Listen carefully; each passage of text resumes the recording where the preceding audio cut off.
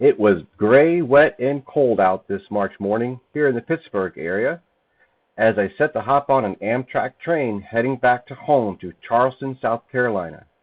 But my mood wasn't damp at all. I was really looking forward to riding the rails since the last time was over 15 years ago with my daughter as we set out to have fun one day all those years ago. Today, I'm taking the Pennsylvanian, Amtrak number 42. Because where I stayed the night, it was closer to get on at the Greensburg station, which is the first stop the 42 would make after it departed Pittsburgh. Today, we'll be making our way through the central part of Pennsylvania, passing through Harrisburg, Lancaster, to Philadelphia. From there, I'll be taking the Northeast Regional 85 and head to Alexandria, Virginia, where I'll stay the night, before making the last leg of the trip. Since this was my very first time rail fanning, I was excited to see my very first intermodal coming through the station. This was a very, very long train with 3 power units pulling it, 180 cars, and is approximately 1.8 miles long. This train will soon have a bit of influence on my departure, which is expected in a few minutes after this freight clears the block ahead.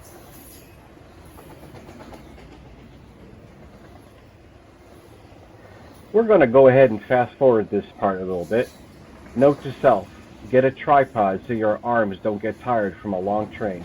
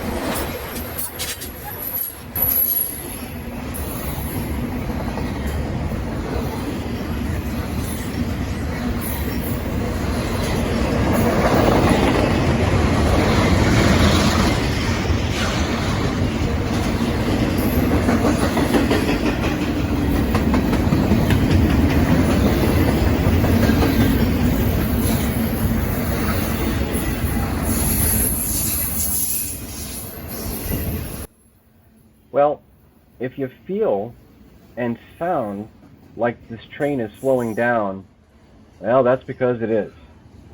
So what we didn't know at this time is after this train passed us, it stopped about 1.5 miles up the track. Maybe it was a brake hose that broke loose? We don't know.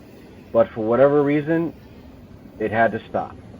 Problem is that 42 was on the same track as the intermodal before it and needed to come over to the station side. But with that train stop, the freight was blocking everything.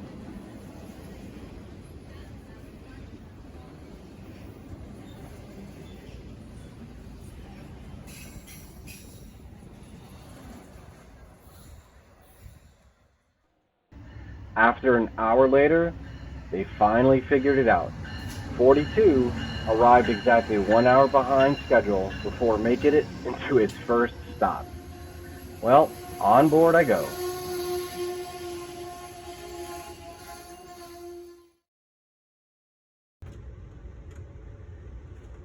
Well, got on board and settled into my seat, and I have to say it was really, really comfortable. Really appreciated that, and the 2 power outlets so I could plug in all of my electronics.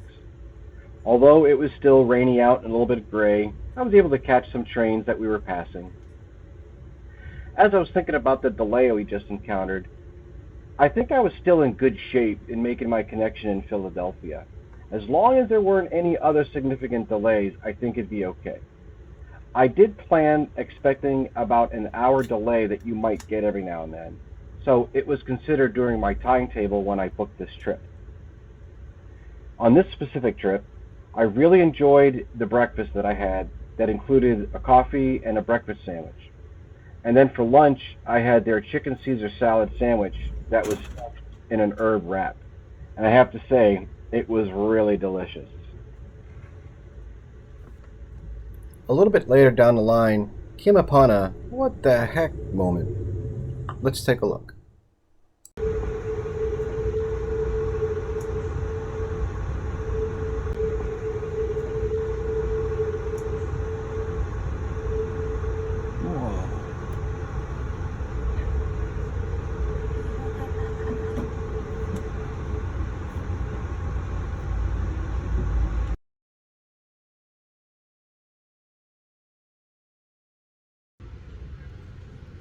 Well, I certainly had no idea that part of a derailed train was still sitting there on its side as you entered the Horseshoe Curve.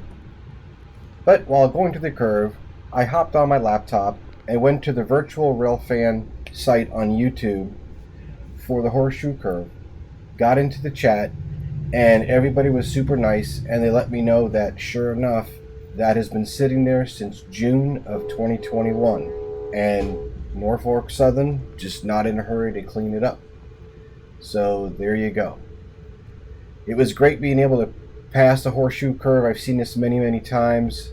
It's just too bad it was still raining outside, so the shots weren't the best.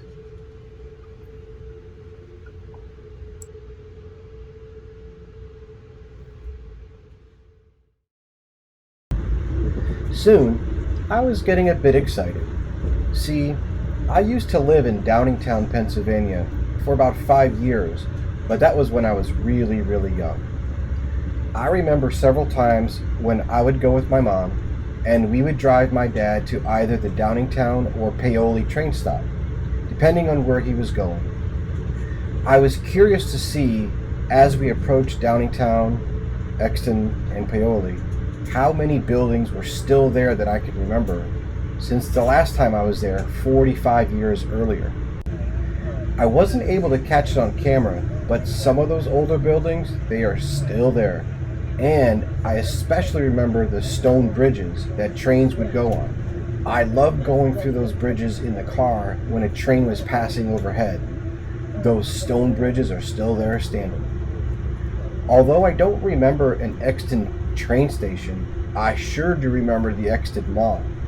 My mom loved shopping at Strawbridge and Clothier. That's the pre-Macy days to us.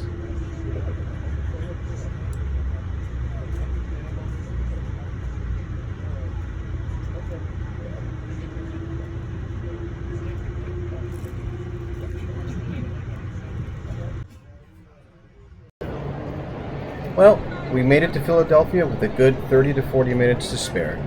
I was able to walk around a bit until they called for boarding on the 85. We'll pick back up on this journey when I get to Alexandria, Virginia. Thanks for watching.